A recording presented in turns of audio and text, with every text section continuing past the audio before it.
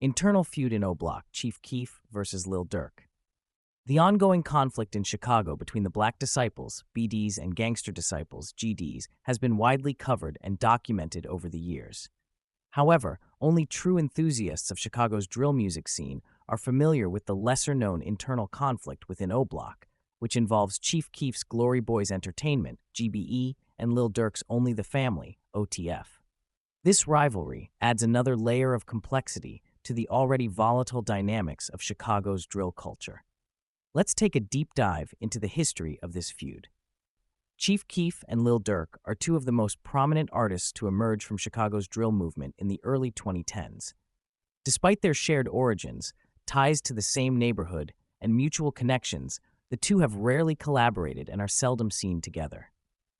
This distance can be traced back to a significant fallout between them during the early stages of their careers, when Durk found himself in legal trouble and Keef declined to help post his bail. Both Chief Keef and Lil Durk were raised on Chicago's South Side. Keef grew up in the infamous O Block, located on the 6400 block of South King Drive, while Durk was raised in the nearby Inglewood neighborhood. Durk also spent time living in Parkway Gardens, the housing complex synonymous with O Block. Both rappers are affiliated with the 300 faction of the Black Disciples, though they each established their own distinct crews, Keef with GBE, Glory Boyz Entertainment, and Durk with OTF, Only the Family. In the early days, they maintained a cordial relationship, often collaborating on tracks and showing mutual support. The tension between Keef and Durk escalated in June 2013 when Lil Durk was arrested on a gun charge. On June 5, 2013, the Chicago Police Department received an anonymous tip about a man carrying a loaded firearm. Officers arrived at the 7200 block of South Green Street, where they found Durk standing beside his car.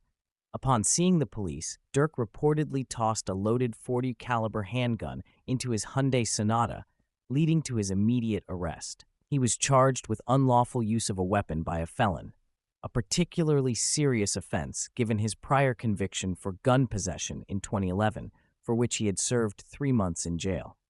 Durk's 2013 arrest came at a crucial point in his career. He had recently signed with Def Jam Records, but was still in the early stages of his professional journey. Unable to afford the $10,000 needed to post bond on his $100,000 bail, Durk reached out to Chief Keef for financial help. To his surprise, Keef refused. Keef's refusal to post Durk's bail sent shockwaves through Chicago's drill community. Instead of helping, Keef tweeted OTG, Only the Glow, an apparent jab at Durk's OTF brand. Many interpreted this as Keef distancing himself from Durk, implying that because Durk was not part of GBE, his troubles were not Keef's concern. Meanwhile, notable B.D. affiliates including Lil Reese, Fredo Santana, L.A. Capone, and Rondo No. 9 publicly supported Durk, further isolating Keef from his former allies. Eventually, Lil Durk managed to secure his release from jail, but only after spending over a month in Cook County Jail. Reports circulated that his time behind bars was particularly harsh due to his affiliation, with rumors suggesting he endured physical altercations and other hardships. When Durk was released in July 2013, he wasted no time sending subliminal shots at Keef. He tweeted, "I'm back. Did you miss me or you ain't care? I'm free." This was a reference to Keef's song First Day Out, and many assumed he was taking a shot at Keef for failing to post his bail. Keef, however, doubled down on his stance and tweeted, OTG. This got under Durk's skin, and he fired off a series of tweets that made their feud public. First, he shouted out Lil Reese and Fredo Santana for being 100 and not foo-foo, clearly throwing more shade at Keef, who was Fredo's cousin and a close friend of Lil Reese. Durk then directly called out Keef, tweeting, "All that money, but you can't go get Dros." Durk was referring to D. Rose, Darian Albert, one of O Block's most well-known shooters.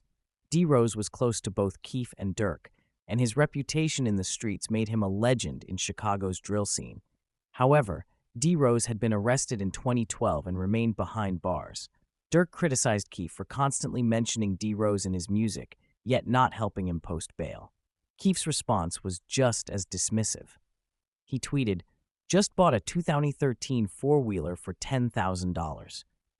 Many interpreted this as a direct shot at Durk, since $10,000 was the exact amount Durk needed for bail.